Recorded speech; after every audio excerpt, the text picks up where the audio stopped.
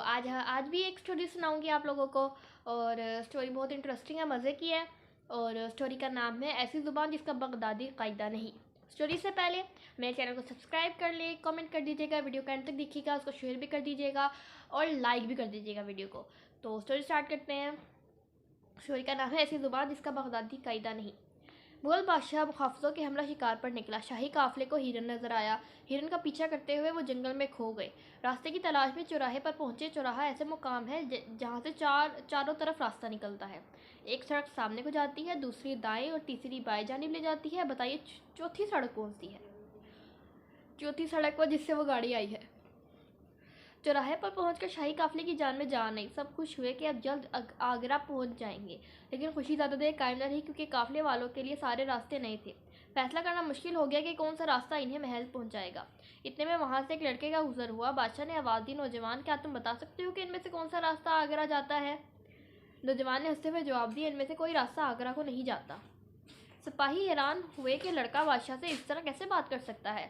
एक सिपाही सरजनिश करके के लिए आगे बढ़ा तो बादशाह ने हाथ के इशारे से रोक दिया। बादशाह लड़के के एतमाद से मुतासिर हुआ था। इसने पूछा, क्या एक भी रास्ता आगरा को नहीं जाता? लड़के ने एक बार फिर हंसते हुए जवाब दिया, रास्ता कैसे आगरा जा सकता है? ये तो अपनी जगह पर कायम है। कभी देखा नहीं कि कोई रास्ता आगरा गया हो, लेकिन रास्ते पर चलकर आप ज़रूर आगरा पहुंच सकते हैं। बादशाह जवाब से महजूज हुआ, बहुत खूब, तुम दुरुस्त कहते हो, रास्ता कैसे आगरा जा सकता है? नौजवान ने पूछा, आप हुलिये से अमीर मालूम होते हैं, इस तरफ कैसे आना हुआ? मुहाफिज ने लड़के को होशियार किया, तुम हिंदुस्तान के बादशाह से मुखातिब हो। लड़का चूम गया और आदाब अर्ज किया। बादशाह बोला, मुझे दरबार में तुम्हारे जैसे बेखौफ नौजवान की ज़रूरत है। अंगूठी उतार कर तोहफे में दी और कहा, कभी महल आना चाहो तो अंगूठी दिखा देना, तुम्हें पहचान लूंगा। फिलहाल आगरा का रास्ता बताओ। कुछ सालों बाद वो लड़का बादशाह से मिलने आया। महल के बाहर पहुंचा तो दरबार ने रोक लिया। इसने बताया कि बादशाह से मुलाकात के लिए आया हूँ। मुहाफिज ने आने वाले को हुलिया देकर अंदर जाने नहीं दिया और कहा, देखो, बादशाह सलामत तुमसे नहीं मिलना चाहते, वो मसरूफ़ हैं। वो बोला, बादशाह मुझसे मिलना चाहते हैं, इनकी अंगूठी मेरे पास है। चंद साल पहले उन्होंने मुझे महल में आने की दावत दी थी, मुझे जाने दो।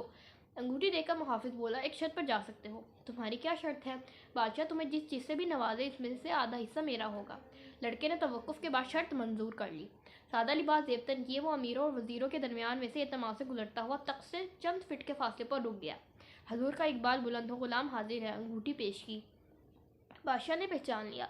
तुम्हें दरबार में देखकर खुशी हुई, बताओ तुम्हारे लिए क्या कर सकता हूँ? लड़के ने बेफिक्री से कहा, जनाब आली, ज़्यादा नहीं, बस 50 कोड़े लगवा दें। बादशाह की मुस्कुराहट गायब हो गई। जब तुमने कुछ नहीं किया तो कोड़े क्यों लगवाऊँ? कुछ और मांगो। वो बोला, क्या बादशाह अपने कौल की पासदारी नहीं करेंगे?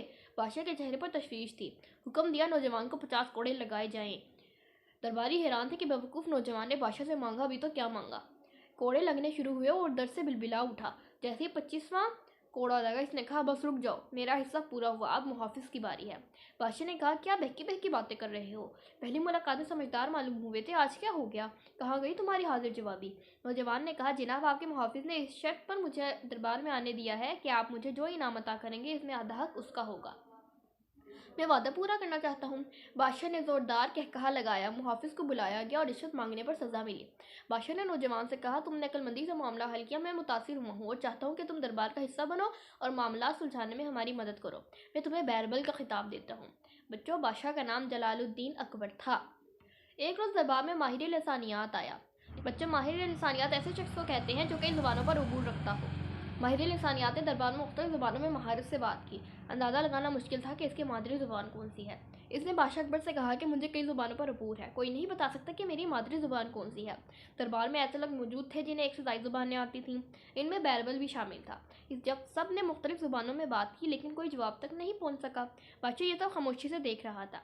दरबार बर्खास्त होने में कुछ देर थी। बैरबल ने बादशाह से कहा, जनाब आली, जवाब तक पहुँचने के लिए मुझे एक दिन का वक्त चाहिए। दरबार अगले रोज़ तक के लिए बर्खास्त हुआ और माहिर लिसानियात को मेहमान खाने में ठहराया गया।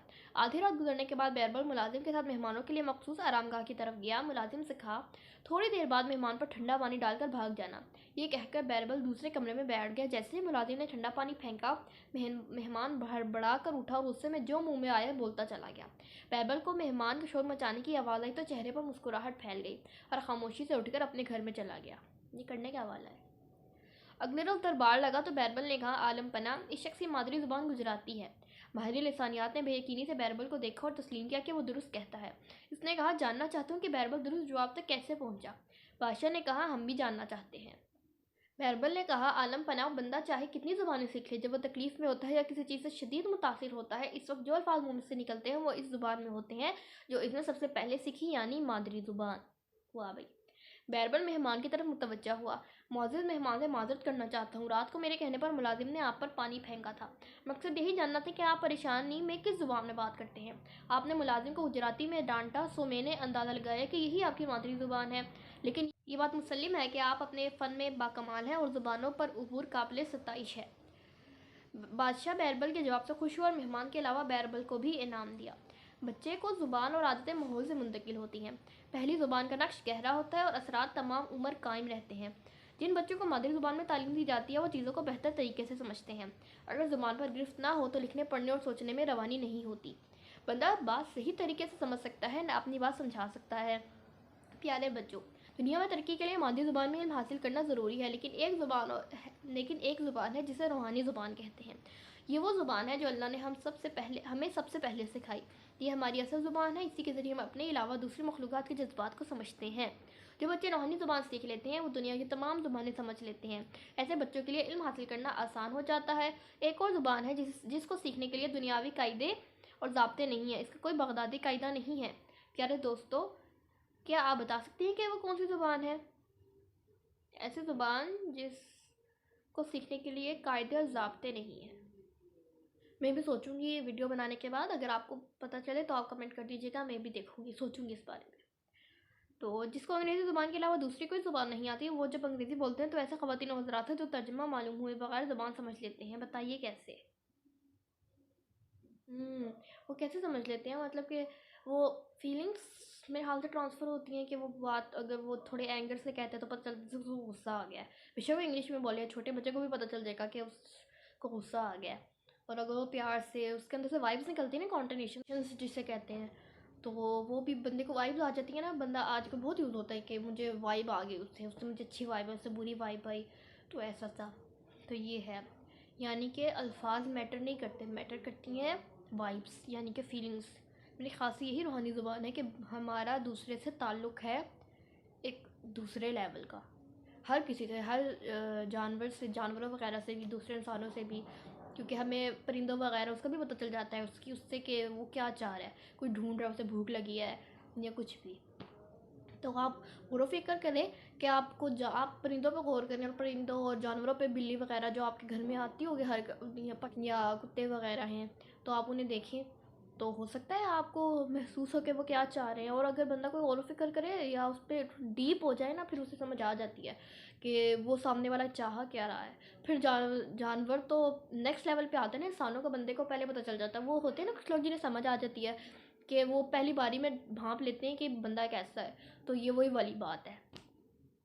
तो और एक और बात इन्होंने कहा है कि जिनको मादरी ज़ुबान में तालीम दी जाती है वो बेहतर तरीके से समझते हैं। तो पाकिस्तान में तो अंग्रेज़ी को इतना हाई फाई समझा जाता है और इतना वो किया जाता है कि ये पता नहीं क्या है, नेक्स्ट लेवल की है, जो भी बोलेगा पता नहीं वो कौन होगा।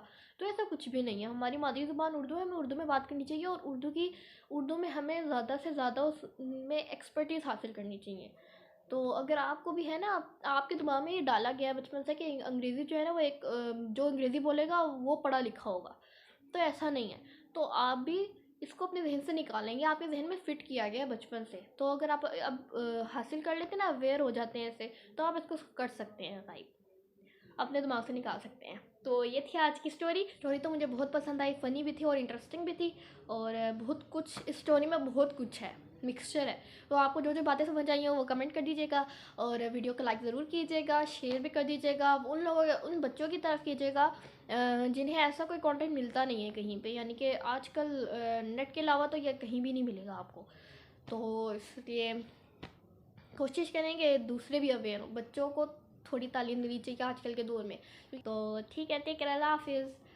अल्लाह हाफिज़ से पहले मेरे चैनल को सब्सक्राइब कर दें अगर आप मेरे चैनल पे नए हैं, और बाय बाय, अल्लाह हाफिज़। अच्छा बोलती हूँ मैं अच्छा बोलती हूँ ना।